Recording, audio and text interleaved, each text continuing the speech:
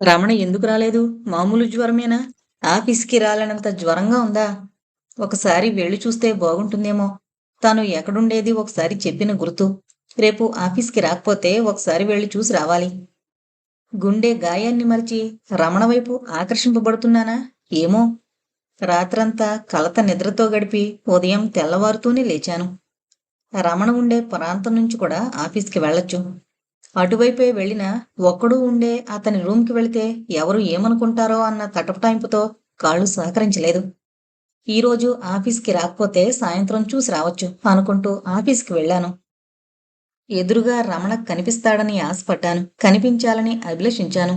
ఉహుం, అతని కుర్చీ ఖాళీగా కనిపించింది. ఏదో చెప్పలేని నిరాశ కలిగింది.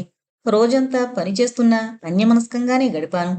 ఎవరైనా రమణ గారికి ఎలా ఉందో చెప్తే బాగుండు అనిపించింది. అసలు నేనే నారాయణ అడిగితే అమ్మో ఇంకేమైనా ఉందా? ఇప్పటికే వాచ్ గురించి అంతా వెనకాల వెనకాల చర్చించుకుంటున్నారని తెలుసు. సాయంత్రం పని ముగించుకుని కాస్త తొందరగానే ఆఫీస్ నుంచి బయలుదేరాను. ఎంత నియంత్రణలో ఉన్నా ఒకసారి రమణను చూసొస్తే బాగుండనిపించింది. అప్రయత్నంగానే కాళ్ళు అతనున్న వీధి వైపుకు నడిచాయి. ఇంట్లోకి అడుగు పెడుతూనే నడవాకి ఎడం వైపునున్న గది అని చాలాసార్లు చెప్పాడు. తడబడుతూనే తీసి ఉన్న గుమ్మంలోంచి లోపలికి అడుగేసి ఎడంవైపు చూశాను. తలుపు ఓరవాకిలిగా వేసుంది. కొంచెం తలుపు నెట్టినా కిర్రుమంటూ తెరుచుకుంది.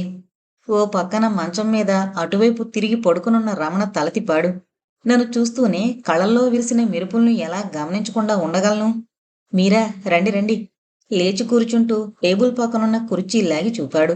మొహం ఉబ్బరించుంది. స్వరం భారంగా ఉంది. మీకు ఒంట్లో బాగలేదంటే ఓసారి చూసి వెళదామని. డాక్టర్ దగ్గరికి వెళ్ళారా? మామూలేలేండి. 2 రోజులు లంకణం ఉంటే అదే సర్దుకుంటుంది. కాదు కాదు. ఒకసారి డాక్టర్ దగ్గరికి వెళ్ళిరండి. చూద్దాం. ఇలా హడావిడి పడితే అయినట్టే. అయినా మీరొచ్చారుగా. సగం అనారోగ్యం తగ్గినట్టే. ఒక్క నిమిషం. లేచి షర్టు వేసుకుని బయటకు వెళ్ళాడు. ఈలోగా అక్కడి టేబుల్ మీదున్న పుస్తకాలు తిరగేసి ఓ పక్కనున్న ఆల్బం చేతుల్లోకి తీసుకుంది. ఇంతలో అతను లోనికి రాని వచ్చాడు. ఆగండి ఆగండి. హడావిడిగా ఆపేశాడు. అదేం? అయోమయంగా చూసింది. ఫోటోలు చూడకూడదా? చూడండి. కాని చూశాక మాత్రం కోపం తెచ్చుకోరాదు. నవ్వేసి నాకు కోపం రాదులెండి అంటూ ఆల్బం అందుకుంది. మొదటి పేజీలోనే ఆగిపోవలసొచ్చింది. కారణం అక్కడున్నవి 2 ఫోటోలు పక్కపక్కన. ఒకటి రమణది, మరొకటి తనది. ఎప్పుడు ఎక్కడ తీశాడో కూడా తెలీదు. 2 పక్కపక్కన. చిత్రం. కోపం రాలేదు. ఎక్కడో మనసులో ఇష్టంగానే అనిపించింది. నిజానికి ఇద్దరి ఫోటోలు పక్కపక్కన ఎవరు చూసినా మేడ్ ఫర్ ఈచ్ అదర్ లాగే ఉన్నాయి. బయట ఎవరికి చెప్పొచ్చాడో కాని కాఫీ పట్టుకుని వచ్చిందొకావిడ. మా ఇంటి ఓనర్ అంటూ పరిచయం చేశాడు. కాసేపు కూర్చుని ఏవో 2 మాటలు మాట్లాడి వెళ్ళిపోయిందావిడ. నిజానికి మీతోటే చెప్పాలనుకున్నాను. మీకు బావగారున్నా, మీరెవర్ని పెళ్లి చేసుకున్నా నా పక్కనుండేది మాత్రం మీరే. ఆ స్థానంలోకి మరొకరొచ్చే ప్రసక్తి లేదు. నిజమే. కానీ నాకు చాలా కమిట్మెంట్స్ ఉన్నాయి. ఇప్పటికిప్పుడు కుదరదు. ఆ మాటకే అతను ఎంతగానో సంతోషించాడు. ముందు మీ ఆరోగ్యం గురించి శ్రద్ధ తీసుకోండి. పోనీ ఇంటి నుంచి ఎవరినైనా రమ్మనకపోయారా? ఎలాగూ వేసవి సెలవులేగా. మళ్ళీ తనే అంది. అబ్బే, అలా పంపే కుటుంబాలు కాదు. ఇప్పుడే 1000 ఏనుగుల బలం వచ్చినట్టుంది. రేపు ఈ పాటికి తేరుకోను. ఓ అరగంట కూర్చుని ఇంటికొచ్చేసింది. వచ్చినప్పటినుండి ఒకటే ఆలోచనలు. అతని గురించి వివరాలేమీ అడగలేదు. వెనక ముందులు ప్రస్తావించలేదు. తన గురించి కూడా అతను ఏమీ అడగలేదు. తొందరపడుతున్నానా అనిపించింది. కాని ప్రస్తుత పరిస్థితులేంటో అతనికి బాగా తెలుసు. అవేమీ ప్రస్తావించకుండా ఇష్టపడుతున్నాడంటే తను కోరుకుంది అదేగా. ఎప్పటికోగాని నిద్ర పట్టలేదు. ఉదయం ఓ కొత్త తలపుతో, ఓ కొత్త అనుబంధంతో అతన్ని కలుసుకునే ఆతృతతో ఆఫీస్‌కి తొందరగానే వచ్చింది. కానీ రమణ ఆ రోజు కూడా ఆఫీస్‌కి రాలేదు. అందుకే కాబోలు మనసు చిరాగ్గా మారింది. అనవసరంగా ఎవరిపైనో విరుచుకుపడింది. లంచ్ టైంలో తిండి తినబుద్ధి కాక ఉన్నదంతా డస్ట్‌బిన్‌లో పాడేసింది. 2:30 అయ్యేసరికి తలనొప్పిగా ఉందంటూ పర్మిషన్ అడిగి బయటపడింది. రిక్షా ఒకటి మాట్లాడుకుని అతనున్న గదికి బయలుదేరింది. ఏమై ఉంటుంది? జ్వరం తగ్గలేదా? అతన్ని చూడకపోతే క్షణం తోచడం లేదు. జ్వరం తగ్గకపోతే ఏం చెయ్యాలి? మనసు పరిపరి విధాల పోయింది.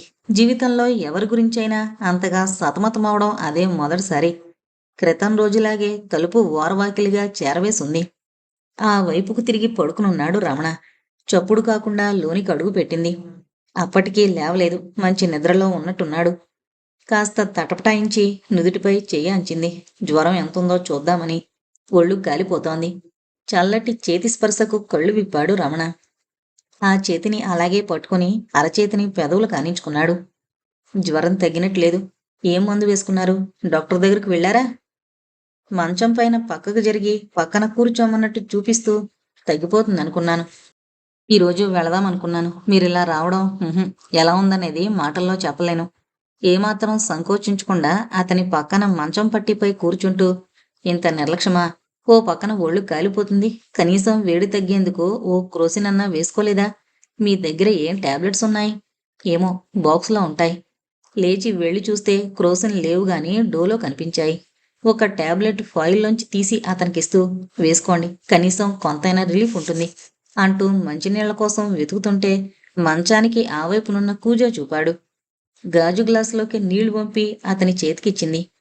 టాబ్లెట్ మింగి కళ్ళ నిండా కృతజ్ఞత పొంగి పొర్లుతుంటే, నీ బాధ్యత ఆరంభించావు. జీవితంలో ఏ కష్టమూ రానివను సుందరి, ఎప్పుడూ రానివను. ఏదో ట్రాన్స్లో మాటిస్తున్నట్టుగా అన్నాడు. కాసేపు పడుకోండి, జ్వరం తగ్గుతుంది. నేనిలా నిద్రపోతే మీరు వెళ్ళిపోతారు. చిన్నపిల్లాళ్ళ ఉంది అతని ధోరణి. నవ్వొచ్చింది. కాసేపు నువ్వు అంటాడు, కాసేపు మీరు. లేదు, నేను కూర్చుంటాను, మీరు కాసేపు నిద్రపోండి. పక్కన కుర్చీలో కూర్చున్నాను. చటుక్కునన్న కుడి చెయ్యి లాగి గుండెల మీదుంచుకుని కళ్ళు మూసుకున్నాడు. అరగంట గడిచేసరికి జ్వరం తగ్గి చెమటలు పట్టాయి. ఎంత చిత్రంగా ఉంది, ఎంత తొందరగా ఈ దగ్గరతనం. అప్పటికే 4 కావచ్చింది. ఇంటావిడ నేను రావడం ఎప్పుడు గమనించిందో కాని 2 కప్పులతో కాఫీ తెచ్చింది. నిన్నటి నుండి మూసిన కళ్ళు విప్పకుండా పడుకునే ఉన్నారు. డాక్టర్ దగ్గరకు వెళ్ళమంటే వినరు. తన వైపు చూశాను. దోషిలా తలదించుకున్నాడు. ఇప్పుడు నేను తీసుకువెళ్తానులేండి డాక్టర్ దగ్గరికి. కాఫీ తాగి అతను రెడీ అయ్యాక దగ్గరలో డాక్టర్ దగ్గరకు బయలుదేరదీశాను. అతను రెడీ అయ్యేలోగా వాళ్ళ ఇంటిండొచ్చిన ఉత్తరం పైన అడ్రస్ నోట్ చేసుకున్నాను. వెళ్ళి అరగంట కూర్చున్నాక పిలిచాడు డాక్టర్. నేను వెళ్ళొస్తాను, నువ్విక్కడే కూర్చో అంటూ రమణ లోపలికి వెళ్ళాడు. అక్కడే కూర్చుని పాత మ్యాగజైన్స్ తిరగేస్తున్నాను. అయినా లోపలికి వెళ్ళి డాక్టర్తో మాట్లాడితే బాగుండనిపించింది. ఏవేవో ప్రశ్నలు అడగడం, అతను జవాబులివ్వడం అస్పష్టంగా వినిపిస్తోంది. 10 నిమిషాలయ్యాక ప్రిస్క్రిప్షన్ పేపర్తో బయటకొచ్చాడు. వస్తూనే ఓపిక లేనట్టు ఓ పక్కన కుర్చీలో కూర్చుండిపోయాడు. కాసేపాగి ఒక గ్లాసు నీళ్లు తాగి మళ్ళీ ఆటోలో అతని రూంకు వెళ్ళాం. దారిలో ఆగి డాక్టర్ రాసిచ్చిన మందులు, బత్తాయిలు కూడా తీసుకున్నాను. వస్తూనే మంచం మీద వాలిపోయాడు. ఇంత నీరసంగా ఉంటే ఎలా చేస్తాడబ్బా అనిపించింది. అతన్ని ఇంటికి రమ్మనలేను, అలాగని రోజూ ఇక్కడకు రాలేను. అయినా మనసులో భావాలను మనసులోనే ఉంచుకుని బత్తాయి రసం తీసి అందించాను. అది తాగాక కాస్త ఓపికొచ్చినట్టుగా కనిపించాడు. మరి ఇంత సుకుమారులను అనుకోలేదు. కాస్త నలతకే తోటకూర కాడలా వేలాడిపోయారు. అతన్ని సరదాగా పరిహసిస్తూ హుషారు కలిగించడానికి ప్రయత్నించాను. నేనేం సుకుమారుని కాదు, కానీ నా బలం చూపడానికి ఇది సమయం కాదు. ద్వంద్వార్థాలను పలికిస్తూ అన్నాడు. ఏం చూపిస్తారో మొహం అద్దంలో చూసుకోండి. క్షణం తడుముకోకుండా ఏం చూపించమంటే అదే చూపిస్తాను అన్నాడు. అతను మామూలుగానే అన్నా నా మొహం ఎర్రబడ్డం నాకే కంటి కొసల నుండి కనబడింది. అబ్బో, చాలానే ఓపికొచ్చినట్టుంది. ఇదిగో, ఈ యాపిల్ ముక్కలు కూడా తినండి. మరింత ఓపికొస్తే నేనిక వెళ్ళడం మంచిది. అప్పుడే వెళ్ళాలా? గొణుక్కున్నట్టుగాని, నిజమే, ఇంట్లో అడుగుతారు. నేను జవాబివ్వకుండా అతని చేతికి యాపిల్ ముక్కలున్న ప్లేట్ అందించాను. ఒక ముక్క తీసుకుని తింటాడనుకునేలోగానే చటుక్కున నా నోటికి అందించాడు. అరే, ఇదేంటి? మాట పూర్తి చేయలేకపోయాను. నిజానికి నాకంటే ఎక్కువ నువ్వు అలసిపోయినట్టు కనిపిస్తున్నావు. మనసులో పెద్ద సంఘర్షణ. వెళ్ళకపోతే 1000 సంజేషులు ఇచ్చుకోవాలి. కానీ మనసు మాత్రం అక్కడి నుండి కదలనంటోంది. నా మనస్థితి అర్థం చేసుకున్నట్టు రమణ లేచి కూర్చున్నాడు. పదండి, రోడ్డు చివరిదాకా వస్తాను. వద్దొద్దు. ఎందుకు? మీరుండండి, నేను వెళతాను. లేదులేండి, వెనక్కొస్తారని భయంగా ఉంది. అందుకే రోడ్డు వరకు వస్తే. అతని కళ్ళు నవ్వుతున్నాయి. మళ్ళీ నా మొహం కందిపోయింది. ఇలా మాటిమాటికి సిగ్గుపడితే కష్టమే. రండి. లేచి చెప్పులు వేసుకున్నాడు. గుమ్మం దాటగానే మళ్ళీ చెప్పాను. మరిక వెళతానులేండి, లోపలికి వెళ్ళి రెస్ట్ తీసుకోండి. ఎవరూ గమనించడం లేదని ధృవీకరించుకున్నాక నా ఎడం చేతిని తన చేతుల్లోకి తీసుకుంటూ, ఈ మాత్రం అర్థం కాదా? ఒట్టి మట్టి బుర్ర. ఇలాగైనా నిన్ను మరి కాసేపు చూడొచ్చని మళ్ళీ రేపటి వరకు ఆగాలిగా అన్నాడు. మనసుకు ఉద్విగ్నంగా అనిపించింది. సహజంగా ఉండే బిడియం బిరుకుదనం వల్ల చటుకుని ఏమీ అనలేకపోయాను. సరే, వెళ్ళి రెస్ట్ తీసుకోండి. కనీసం రేపు ఆఫీస్కైనా రాగలుగుతారు. ఎంతసేపటికి అలా రోడ్డు మీద నిల్చుని పోవడం బాగుండదన్న ఉద్దేశంతో అయిష్టంగానే సెలవు తీసుకుని ముందుకు కదిలాను. ఇంటికి వెళ్ళాక కూడా అతని గురించి ఆలోచనలు. చాలాసేపు ఆలోచించాక ఒక కార్డు ముక్క తీసుకుని అతను రాసినట్టుగానే ఇంటికో ఉత్తరం రాశాను. ఒంట్లో బాగుండలేదు కనుక ఎవరినైనా పంపమని. ఏ చెల్లెలైనా వస్తే కనీసం ఓ 10 రోజుల పాటు అతను కోలుకునే వరకు చూసుకుంటుంది అనుకున్నాను. కానీ తర్వాత కానీ తెలిసి రాలేదు. పనిలో కాస్త తీరిక దొరికి లంచ్ టైంలో చూస్తే రమణ కనిపించలేదు. ఒక్కసారి కోపం ఉక్రోషం తన్నుకునొచ్చింది. అతని గురించి అంత ఆరాటపడిపోయాను. ఏటైనా వెళితే ఒక్క మాట చెప్పి వెళ్ళొచ్చుగా. మనసు మోగుబోయినట్టనిపించింది. ఆకలున్న లంచ్ తినాలనిపించలేదు. అన్యమనస్కంగా రోజూ అలవాటైన పనిలోనే ఎన్నో తప్పులు చేశాను. సాయంత్రం ఆఫీసు మూసే వేళైనా రమణ రానేలేదు. వచ్చి బయట నిల్చున్నాను. కళ్ళల్లో సన్నగా నీటి పొర. ఇంతలో ఆఫీసు గ్రూపు డి నారాయణొచ్చి పక్కన నుంచుంటూ, సుందరిగారు, మరిచిపోయాను. రమణగారు మీకు చెప్పని చెప్పారు. ఈ రోజు పర్మిషన్ తీసుకుని ఇంటికి వెళ్ళిపోయారు. పనులో పడి మరిచిపోయాను, సారీ అన్నాడు. అవునా? నారాయణ ఎందుకు వెళ్ళిపోయారు? మళ్ళీ జ్వరం వచ్చిందా? ఆత్రంగా అడిగాను. లేదండి, ఎవరో వచ్చినట్టున్నారు అన్నాడు. అంతవరకు ఒంట్లో మళ్ళీ బాగుండలేదేమోనని దిగులు పడుతూ వెళ్ళి చూడాలా వద్దా అనుకుంటుందాన్ని ఆలోచనకు స్వస్తి చెప్పాను. మిత్రులో మరెవరో, వాళ్ళ ముందు చెప్పకనే చెప్పడం ఎందుకని ఇంటికే బయలుదేరాను. ఇంటికైతే వెళ్ళాను కానీ అతన్ని ఎన్నిసార్లు గుర్తు చేసుకున్నానో. టీ అయినా చేసిచ్చేవాళ్లు లేరే అనిపించింది. ఆ రాత్రి చాలా చిత్రంగా అతనే కల్లోకొచ్చాడు. ఎప్పుడూ ఊహించని విధంగా జీవితంలో ఎంతవరకు ఎవరికీ లేనంత సన్నిహితంగా అతను నా ఒళ్ళో తలపెట్టుకుని నా కళ్ళలోకి చూస్తున్నట్టు అలవోకగా ఒక చేత్తో చెక్కిళ్ళు సవరిస్తూ పెదవి వంపులో ఉన్న పుట్టుమచ్చ మీద వేలితో సుతారంగా రాస్తూ రమణ. తుళ్ళిపాటుతో మెలకు వచ్చింది. ఇంకా అతను నా ఒళ్ళోనే ఉన్నట్టు ఓ విధమైన గగురుపాటు. పెదవులు వణుకుతున్నాయి. అసలు ఎందుకిలాంటి కలొచ్చిందో అర్థం కాలేదు. కనీసం నేను లీలగానైనా అలా ఊహించలేదు. మరో పక్క భయం. నిజం చెప్పాలంటే నాకొచ్చిన కలలు చాలా మటుకు నిజమవుతాయి. అమ్మ చెబుతూ ఉండేది. కలలే కాదు, ఏది మాట్లాడినా వాక్శుద్ధి ఉన్నట్టు నిజమైపోతుందని. ఇంకా మాటలు సరిగ్గా ఉచ్చరించడం రాని వయసులోనే ఉన్నట్టుండి ఒకరోజు కుర్చీ ఎక్కి మరీ అరిచానట. ఈరోజు మావయ్య ఎత్తున్నాడు అంటూ. మావయ్య అంటే ఎవరో తెలియని నేను ఎందుకలా అన్నానో అర్థం కాలేదట. కానీ మధ్యాహ్నం భోజనాల సమయానికి చెప్పా పెట్టకుండా ఎక్కడో 500 కిలోమీటర్ల దూరానుండే తమ్ముడు ప్రత్యక్షమయ్యేసరికి అమ్మ ఆశ్చర్యపోయిందట. మరోసారి అలాగే ఇవాళ 3 ఉత్తరాలొత్తాయి అన్నానట. ఆ రోజు సరిగ్గా 3 ఉత్తరాలొచ్చాయట. అంతేకాదు, శుభమైన అశుభమైన అనాలోచితంగా మాట్లాడే ప్రతి మాట నిజమయ్యేది. 10 ఏళ్ల వయసులో పక్కింటి వారి గురించి వచ్చిన చెడు కల నిజమై కూర్చుంది. అరచేతుల్లో చిరు చెమరింపు. అసంకల్పితంగా అనుకుంటున్నాను. కానీ నాకు తెలియకుండా నా మనసులా కలలు కంటోందా? ఫ్రాయిడ్ చెప్పింది లేక జరగబోయే భవిష్యత్తులోకి వెళ్ళొచ్చిందా మనసు? ఏ పని చేస్తున్నా కల తాలూకా జ్ఞాపకం నీడలా వెన్నాడుతూనే ఉంది. ఆఫీసుకు వెళ్ళాక రమణ కంటపడగానే కల జ్ఞాపకం వచ్చి కళ్ళు వాలిపోయాయి. అప్రయత్నంగానే చిన్న నవ్వు. మామూలుగా కూడా పలకరించలేకపోయాను. లంచ్ టైంలో వచ్చి పక్కన కూర్చున్నాడు రమణ. ఎలా ఉంది? నీరసం తగ్గిందా? అడిగాను. ఉదయం నుండి ఇప్పుడా మాట్లాడడం? నిష్ఠూరంగా పలికింది అతని స్వరం. మీరు మాత్రం చెప్పకుండా వెళ్ళిపోలేదు. నారాయణకు చెప్పి వెళ్ళానే చెప్పమని చెప్పలేదా? చెప్పాడు సాయంత్రం ఇంటికి వెళ్లే ముందు. కానీ రోజంతా ఎంత ఆందోళన పడ్డానో మళ్ళీ జ్వరం వచ్చిందేమోనని. అవునా? నువ్వలా చెప్పడం మనసుకెంత ఆనందంగా ఉందో అని క్షణమాగి, నిన్న మా డాడీ వచ్చాడు. ఒంట్లో బాగలేదన్న నీ ఉత్తరం చదివి సెలవు పెట్టి ఇంటికొచ్చేమని. ఉలిక్కి పడ్డాను. అవునా? అవును. నేను నీతో మాట్లాడుతున్నప్పుడే. అందుకే సడన్ గా వెళ్ళిపోయాను. ఇదివరలైతే ఏమో ఆయన చెప్పినట్టు సెలవు పెట్టి వెళ్ళి ఉండేవాణ్ణేమో. కానీ ఇప్పుడు నిన్ను చూడకుండా ఒక్క రోజైనా ఉండలేను. అందుకే ఆయనకు నచ్చజెప్పి పంపేసరికి వాళ్లే ఎవరినైనా పంపొచ్చుగా. చెప్పాగా అంత సీన్ లేదని. ఈలోగా ఎవరో పిలవడంతో లేచి వెళ్ళాడు. సాయంత్రం ఆఫీస్ టైం పూర్తయ్యాక నాతో పాటు అడుగులు వేస్తూ ఓ అరగంట ఎక్కడైనా కూర్చుని మాట్లాడుకుంటే బావుంటుంది అన్నాడు. ఒకసారి వాచ్ చూసుకుని, సరే దగ్గరలోనే ఓ గుడి ఉంది, వెళదాం. ఎప్పుడో క్యాజువల్గా చూసిన గుర్తు. ఓ 1/2 కిలోమీటర్ దూరంలో హైవే కానుకుని పొదరిల్లులా ఉన్న చిన్న గుడి. ఏదో మాట్లాడుకుంటూ ఇద్దరమూ అక్కడికి వెళ్ళాం. పక్కనే ఉన్న ఓ చిన్న పెంకుటింట్లో పూజారి కూడా ఉన్నట్టున్నారు. మమ్మల్ని చూస్తూనే లేచొచ్చి విగ్రహం ముందు హారతిచ్చి తీర్థ ప్రసాదాలిచ్చి ఇద్దరినీ ఒకేసారి ఆశీర్వదించాడు అస్పష్టంగా.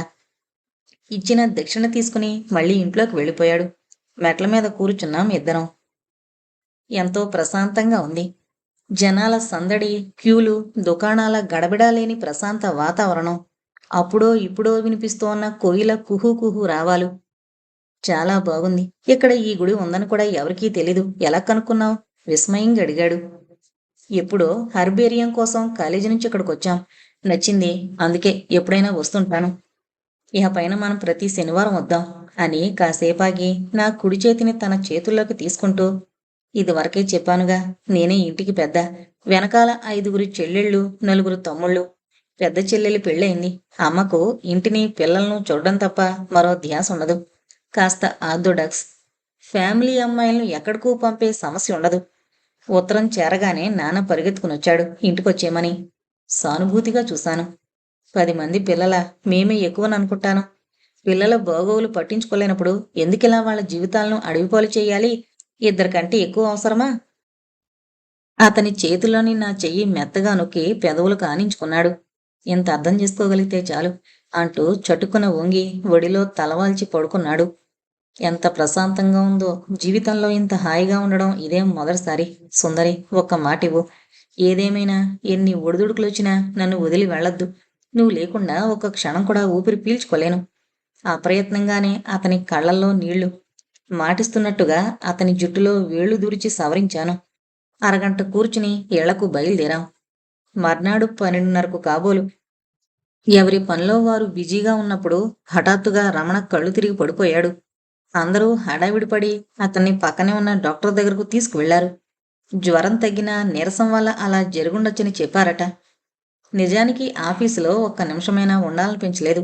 వెంటనే రెక్కలు కట్టుకుని వెళ్ళి రమణ ముందు వాలాలన్న తపన. మనసు ఎంత చిత్రమైంది. నిన్నటి వరకు తామరాకు మీద నీటి బొట్టులా ఉన్న పరిచయం ఇంత దృఢంగా ఎప్పుడు మారింది. అయినా అందరి ముందు ఆతృత ప్రదర్శించి దొరికిపోదలుచుకోలేదు. నన్ను చూస్తూనే నీరసంగా నవ్వాడు రమణ. నీకోసమే ఎదురు చూస్తున్నాను. ఇలా ఆరోగ్యం నిర్లక్ష్యం చేయడం ఏం బాగాలేదు. కోపడుతున్నట్టే అన్నాను. లేదమ్మడు, మొన్న మనిద్దరమేగా డాక్టర్ దగ్గరికి వెళ్ళాం. ఆయనిచ్చిన మందులు వాడుతూనే ఉన్నాను. మందులు వాడితే అయిపోయిందా? కోలుకునేందుకు మంచి తిండి కూడా తినాలి. కూర్చుని తిట్టచ్చుగా, ఇలా నుంచునే అర్జెంటుగా తిట్టేసి వెళ్ళిపోవాలా? అమాయకంగా పెట్టిన అతని మొహం చూస్తే అంత కోపంలోనూ నవ్వొచ్చింది. ఓ పక్క కోపంగా కూడా ఉంది. ఇంత ఇబ్బంది పడుతూ ఇక్కడ బాధపడే బదులు సెలవు తీసుకుని ఆలోచన అక్కడే ఆగిపోయింది. ఇదివరకు అలాగే అనుకున్నాను, కానీ ఇప్పుడిక రమణను చూడకుండా నేను మాత్రం ఉండగలనా? మీరిలా ఉంటే నాకేం బాగాలేదు. ఏదో చెప్పాలనుకుని మరేదో చెప్పడం ఇదేనేమో. జీవితంలో ఇలాగే మాట్లాడతంలా ఉంది. సినిమాల్లో అయితే పాటలు, డైలాగులు వాటంతటవే పుట్టుకొస్తాయి. పెద్దగా మాట్లాడిందేమీ లేకపోయినా చాలాసేపే కూర్చున్నాను. దాదాపు రాత్రి 8 కావస్తుండగా అతనే అన్నాడు, ఇహ వెళ్ళు, ఇంట్లో అందరూ కంగారు పడతారు. వెళ్లాలని లేకున్నా తప్పదుగా. రమణ నా వెంట రోడ్డు వరకు వచ్చి ఆటో ఎక్కించాడు. జాగ్రత్త. ముందు మీ ఆరోగ్యం జాగ్రత్త. ఇప్పుడు మీ ఒక్కరి గురించే కాదు, మీ మీద ఆధారపడే నా గురించి కూడా ఆలోచించాలి. రిక్షా కదిలే ముందు చెప్పాడు. వీధి లైట్ల వెలుగు నీడల్లో అతని మొహంలో మెరుపు స్పష్టంగా కనిపించింది. 4 రోజుల తర్వాత ఆదివారం క్రితం రోజే రమణ అడిగాడు, రేపోసారి గుడికి రారాదు అని. ఎందుకో సెలవు రోజు కూడా. ఒక్కరోజు చూడకపోతే కొంపలే మునిగిపోవు విక్రింతగా అన్నాను. రాలేదనుకో, సాయంత్రానికల్లా నేను మీ ఇంట్లో ఉంటాను. అప్పుడు కొంపలు మునుగుతాయో మునగవో చూద్దాం. ఉలిక్కి పడ్డాను. అమ్మ నాన్న ఇద్దరికిద్దరివి విపరీతమైన మనస్తత్వాలే. మనుషులు పనికొస్తారంటే ఒక రకంగా, కాదంటే మరో రకంగా ప్రవర్తిస్తారు. అందుకే ఇంటికి ఎవరూ రాకపోవడం ఉత్తమం అనిపించింది. చివరకు 4ంటికి వస్తాననక తప్పలేదు. ప్రపోజల్ అతందే అయినా ఉదయం నుండి 4 ఎప్పుడవుతుందా అని ఎదురు చూశాను. ఉన్న 2-3 చీరల్లో ఏది కట్టుకోవాలి? అద్దం ముందు నిల్చుని 10 సార్లు జుట్టు ఎలా దువ్వుకోవాలి? బొట్టు రౌండ్గా పెట్టుకుంటే బాగుంటుందా, పొడుగ్గా పెట్టుకుంటే సావిత్రిలాగానో భానుమతిలాగానో ఉంటానంటారు, అలా పెట్టుకోనా? ఇలాంటి ఆలోచనలతోనే రోజంతా పరధ్యానంగా గడిపాను. మధ్యాహ్నం భోజనాలయ్యాక కాసేపు నిద్రపోదామని చూసినా కళ్ళు మూసుకోవడమే గాని నిద్ర అన్నదే రాలేదు. మనసంతా ఒక చెప్పరాని ఉద్విగ్నతతో నిండిపోయింది. ఎందుకింత ధైర్యంగా ముందడుగు వేస్తున్నానో నాకే అర్థం కావడం లేదు. తప్పు చేస్తున్నానా? అయినా అతను లేకుండా జీవితాన్ని ఊహించుకోలేను. అతను లేకుండా అనుకున్న దానికే కళ్ళల్లో నీళ్లు తిరిగాయి.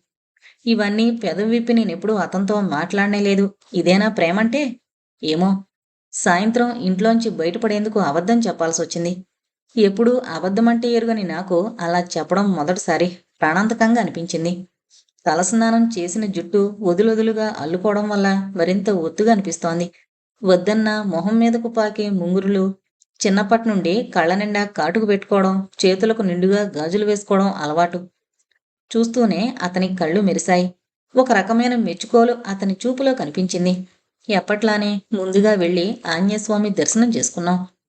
అయితే పైకి చెప్పకపోయినా ఇద్దరమూ ఒకటే అనుకున్నామని తర్వాత తెలిసింది.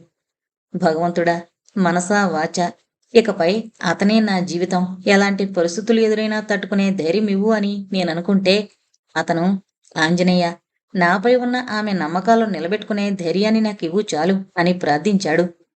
తర్వాత సిమెంట్ బెంచి మీద కూర్చుని భగవంతుణ్ణి ఏం కోరుకున్నామని ఒకరినొకరు అడిగినప్పుడు తెలుసుకుని ఆశ్చర్యపోయాం. అంతర్లీనంగా ఒకటే భావన. ఇదేనా ఒకరికొకరు అవడం?